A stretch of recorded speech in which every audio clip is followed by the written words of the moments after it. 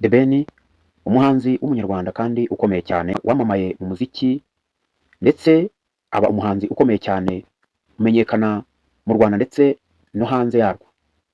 Uyu muhanzi ukunda kwicisha bugufi ndetse no kubaha ku rwego rwo hejuru, umuhanzi wubaha buri umwe ndetse akaba umuhanzi udakunda kuba wenyine. Uko yabyivugiye ubwo yari ari imbere y'itangazamakuru, yavuze ko adakunda kuba wenyine ndetse ko ahantu aherereye hose cyangwa se ahantu aba ari hose akunda kuba ari kumwe n'abandi bantu. Uyu muhanzi urangwa n'urukundo ndetse no kwicisha bugufi bidasanzwe kandi udakunda kugaragaza ubwamamare bwe ndetse ngo abe yanabyirata.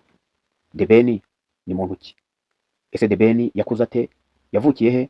Mu wuhe muryango? Yize hehe? Yakuriye hehe?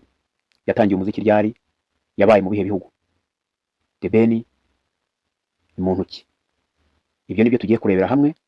Tugiye kurebera hamwe amateka y'uyu muhanzi w'icyamamare ukomeye cyane kandi urangwa no kwicisha bugufi mu buzima bwe bwa buri munsi ndetse no muri sosiyete agenda abamo aho ariho hose.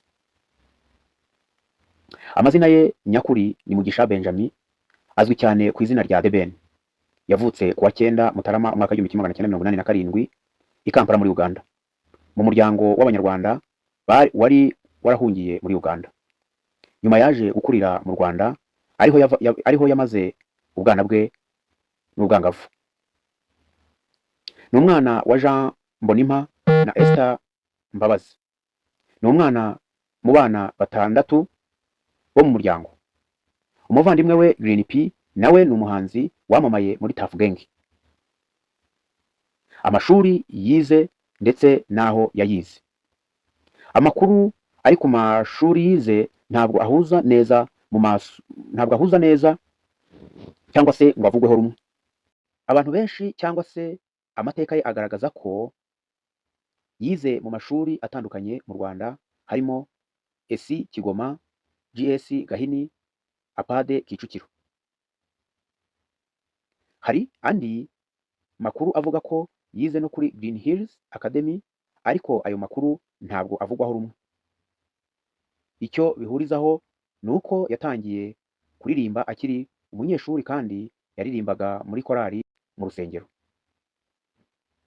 Uburyo yaje gutangira umuziki we akiri muto, yaririmbaga muri korali y'itorero, yaririmbanaga n'inshuti ze zirimo Meddy, Lick Lick na Nicolas. Mu mwaka w'2008 yinjiye mu muziki nk'umwuga, ahita amenyekana kubera ijwi rye ryihariye. Kuzamuka kwe mu mwaka w'2009 yasohoye alubumu ye ya mbere, Amahirwe ya mbere, irimo indirimbo zamugize icyamamare nka Amahirwe ya mbere, Ese nibyo, Wigenda, Urarenze.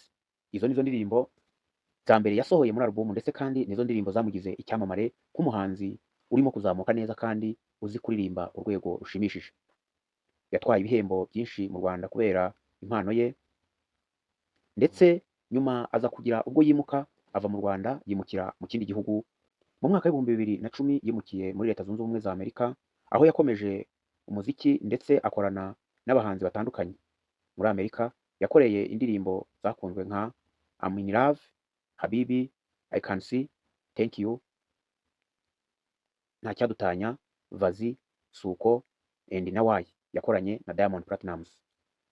Ubuzima bwe bwo mu rukundo cyangwa se bwo kugira umukunzi, mu mwaka w'2022 yasezeranye mu mategeko no mu rusengero n'Uwikeza Pamela.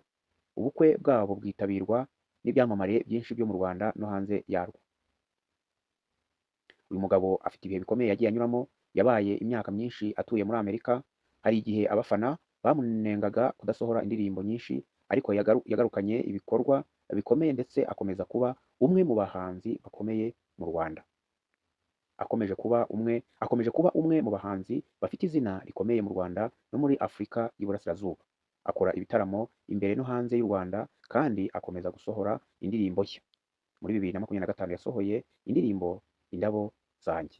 Ngayo nguko nguwo The Ben, umuhanzi ukunzwe cyane kandi w'icyamamare wicisha bugufi, uzwiho guhora ari kumwe n'abantu aho ari hose.